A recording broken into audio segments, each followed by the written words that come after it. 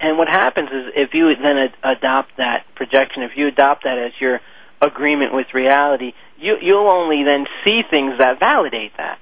Well, that is our agreement with reality. Right. I mean, the moment we believe it, that is the agreement. It's a done deal. So when we question these thoughts about the future and we do the work with them, then the agreement is broken and there's nothing we can do about it.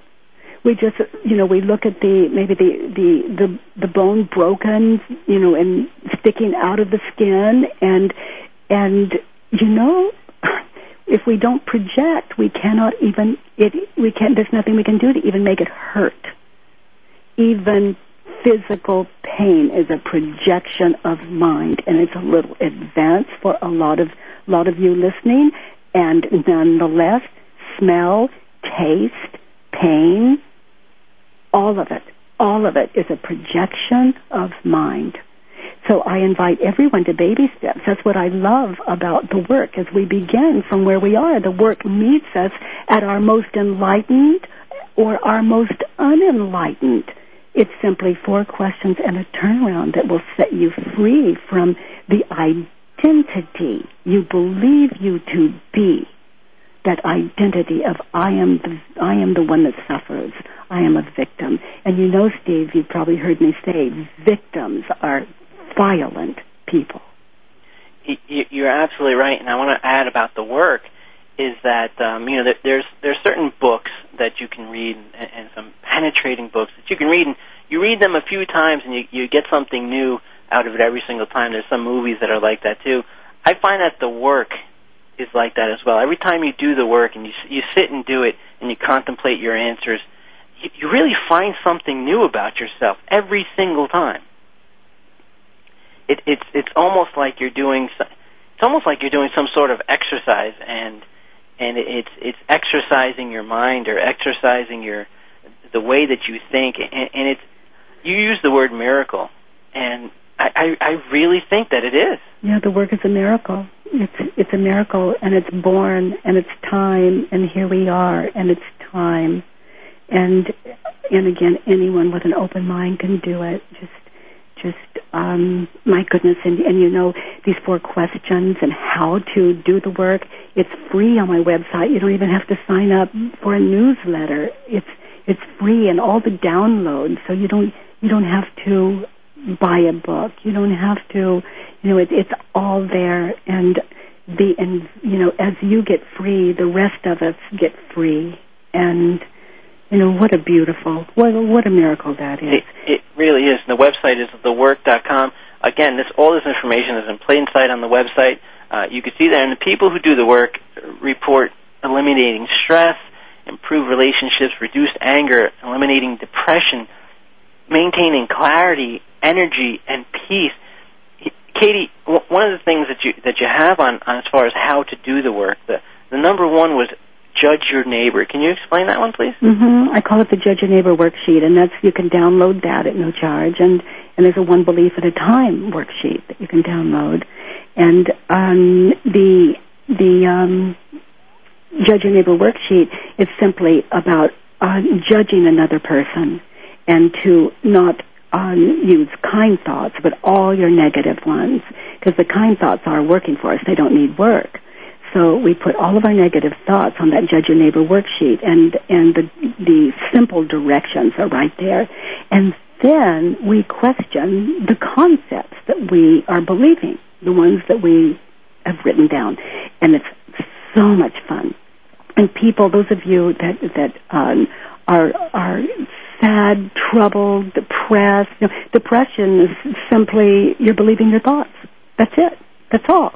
You're believing your stressful thoughts. You're believing thoughts that are not true for you, even though you believe they're true. I invite you to test it and to work those thoughts, to do the work. And so that's what the Judge Your Neighbor worksheet is. It's a way that I put together for people who have trouble identifying their thoughts at first.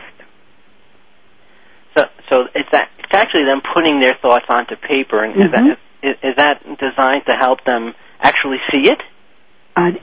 Absolutely. And for example, the first one is who are you angry at, or what are you sad about, who is frustrating you, who has hurt you, and then you put that name, and then because, and then, for example, I'm angry at Paul because he doesn't care about me, he doesn't listen, he's ruining his health, he won't stop smoking. And then the next one, I want. Well, I want Paul to stop smoking. I want him to be healthy. I want him to understand that I care about him.